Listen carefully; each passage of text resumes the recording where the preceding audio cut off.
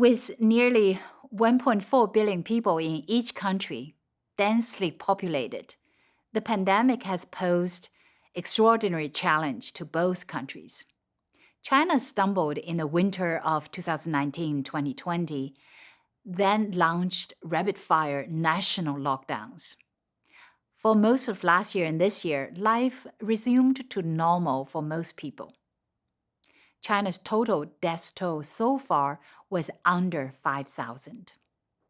India's official death toll was close to 500,000, although experts suspect the real death toll could be as high as 10 times that. That is, closer to 5 million people lost their life to COVID. This contrast has boosted ordinary Chinese national pride and confidence in their country's governance. One big impact is that the pandemic has widened the ideological divide between a democratic society and a one-party controlled society. The second impact I see is that the pandemic exposed the misery of people at the bottom. Building a stronger social safety net will pick up extra priority and urgency in each country's development. Third, as in every country, the pandemic speeds up digitization in all aspects of work and life. Fourth, the pandemic revealed vulnerabilities in each country's supply chains, especially in India. We expect more industry sectors to be deemed of national security concerns, and more state support and intervention to bring supply chains closer to home.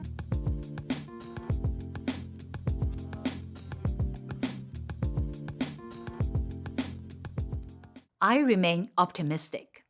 Between 2022 and 2026, India is expected to grow 6.5% to 7% annually, making India the fastest growing economy. China will maintain a steady growth of 5 to 5.5%. ASEAN 5 is also expected to grow at 5 to 6% annual rate over the next 5 years. Led by emerging Asia, Asia's share of world GDP could be more than that of the US and Europe combined. So, whether at a country level or company level, getting Asia right is less an option, more a strategic necessity.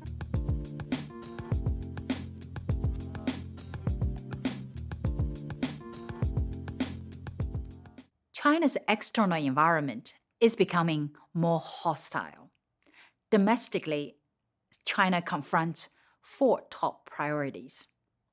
First, in order to achieve the centennial goal of becoming rich on per capita income by 2049, China needs to maintain a steady range of 4.5% to 5% annual growth. Second, shifting economic model to rely even more on internal circulation. More domestic consumption, more consumption of services, more investment in digital infrastructure, green infrastructure, instead of the old investment in real estate, roads, and bridges. Third, shifting towards a greener model of development. China has committed to peaking emission of greenhouse gases before 2030 and reaching carbon neutrality before 2060. China's green drive, I believe, is unwavering because Chinese people themselves need to breathe clean air and see blue skies. Fourth, shifting towards an innovation-driven economy. China has learned from the rich country's journeys that no country can escape middle-income trap without R&D centrality. US and allies' sanctions on technology exports to China has given Beijing heightened urgency and more determined resolve to go self-reliant on critical technologies.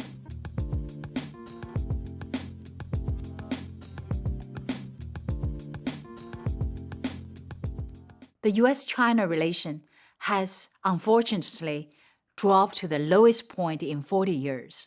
And I think will continue moving on a deteriorating trajectory.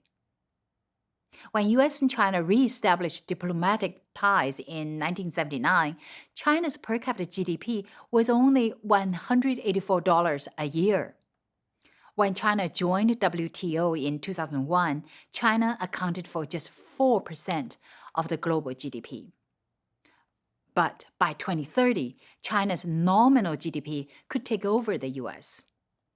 In purchasing power parity terms, China already became the largest economy 7 years ago.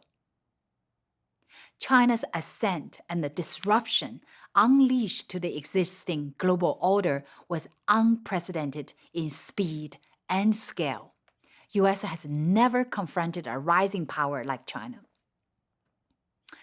I see the essence of US-China rivalry at its core is the war on future technology.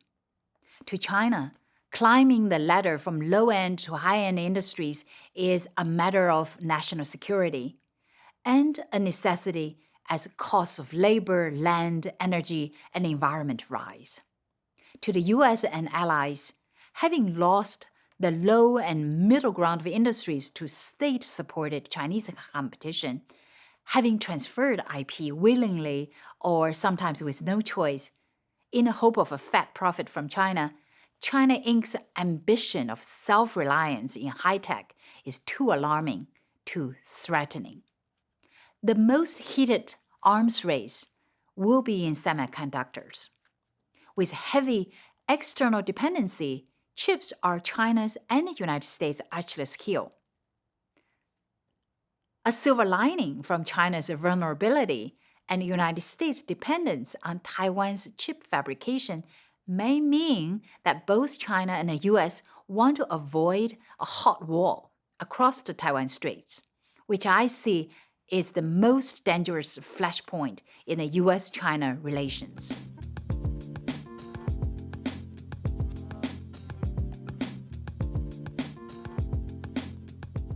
First, companies should not retreat from globalization. Companies should still go where markets are, where talents are abundant, where capital is available without the constraint of borders. Second, in a post-pandemic digital world where virus and ideas spread fast, it's ever more important to have the sensing capability to detect and interpret signals from afar. Thus, companies can be better prepared at not only hedging against risks, but also gaining insights advantage. Third, in strategizing about a company's global supply chain, more consideration should be given to safety and security. Such consideration may mean regionalization of supply chains, may mean building some redundancy of critical infrastructure. Maximizing efficiency and maximizing supply chains' resilience and agility become equally important.